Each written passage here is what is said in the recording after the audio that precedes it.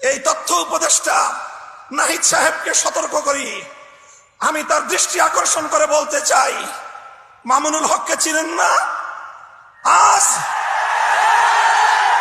আজকে ফ্যাসিবাদ বিলোপ হওয়ার 1.5 মাসের মাথায় আমার বিরুদ্ধে অনলাইনে ফেসবুক কর্তৃপক্ষ সহ ইউটিউব কর্তৃপক্ষ সহ অঘোষিত নিষেধাজ্ঞা জারি করে রেখেছে।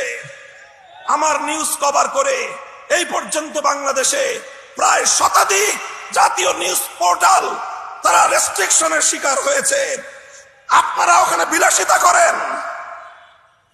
করেন, বৈষম্যের বিরুদ্ধে সংগ্রামী আমাদেরকে আমাদের সমস্যাগুলোকে সমাধান করবার কোনো চিন্তা আপনাদের নাই। আপনারা উপদেষ্টা পরিষদ রাষ্ট্র পরিচালনা করতে পারবেন না আমাদের সহযোগিতা ছাড়া। আমার এই বক্তব্যের 24 ঘন্টার মধ্যে যদি আপনারা কোনো ব্যবস্থা গ্রহণ না করেন, আমরা আপনাদের বিরুদ্ধে ব্যবস্থা গ্রহণ করতে বাধ্য হব।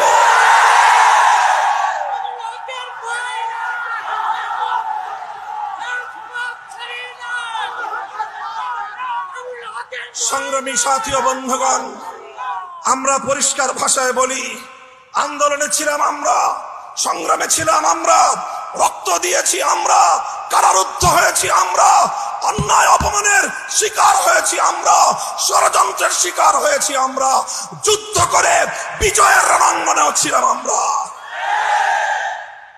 এখন সম্মিলিতভাবে এই রাষ্ট্রটাকে এগিয়ে নেওয়ার দায়িত্ব আমাদের। আমরা সহযোগিতা করতে চাই, গায়ে পড়ে সহযোগিতা করতে চাই। আমাদের গায়ে পড়ে সহযোগিতা যদি পায়ে ঠেলতে চান, সে পা ভেঙ্গে গুড়িয়ে দিতে এক মুহূর্ত আমরা বিলম্ব করব না।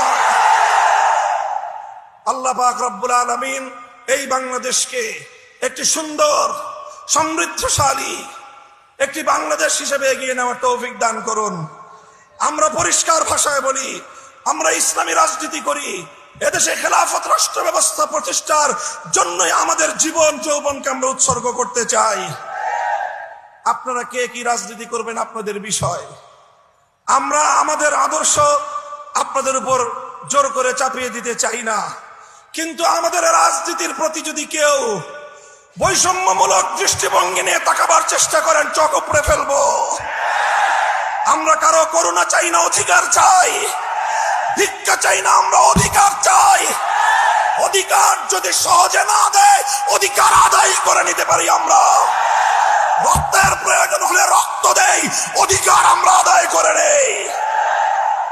আমাদের এই কথাগুলো, আমাদের অবস্থান এবং আমাদের এই বাংলাদেশের গণমানুষের সঙ্গে আমাদের রিলেশনটাকে নতুন করে পড়ে নিবেন। যদি কেউ যদি আমাদের ব্যাপারে অন্য কোনো ভাবনা ভাবতে চান, তাহলে আপনাদেরকে রাজপথে মোকাবেলার দাওয়াত থাকলো। সংগ্রামী সাথী ও বন্ধুগণ, একটি সুন্দর বাংলাদেশ গড়ে উঠুক, বৈষম্যহীন বাংলাদেশ গড়ে উঠুক। আর কোন শিক্ষাঙ্গনে তোফাজ্জলদের মতো আর কোন মানুষকে যেন এভাবে বিচার বহির্ভূত হত্যাকাণ্ডের শিকার হতে না হয়। সকল বিচার বহির্ভূত হত্যাকাণ্ডগুলোকে তদন্তপূর্বক প্রকৃত দোষীদের বিরুদ্ধে ব্যবস্থা গ্রহণের দাবি জানিয়ে একটি সুন্দর, সুশৃঙ্খল, উপনিবেশহীন, উপনিবেশবাদহীন, উপনিবেশবাদ মুক্ত, স্বাধীন একটি স্বনির্ভর জাতি গঠনের জন্য যা যা করতে হয় তা করার জন্য আহ্বান এবং তার সহযোগিতার আহ্বান জানিয়ে বক্তব্য শেষ করলাম। নাসরুম মিনাল্লাহি ওয়া ফাতহুন করিব ওয়া আখিরু দাওয়ানা আলহামদুলিল্লাহি রাব্বিল আলামিন। বাংলাদেশ খেলাফত ছাত্র মজলিস জিন্দাবাদ। বাংলাদেশ খেলাফত মজলিস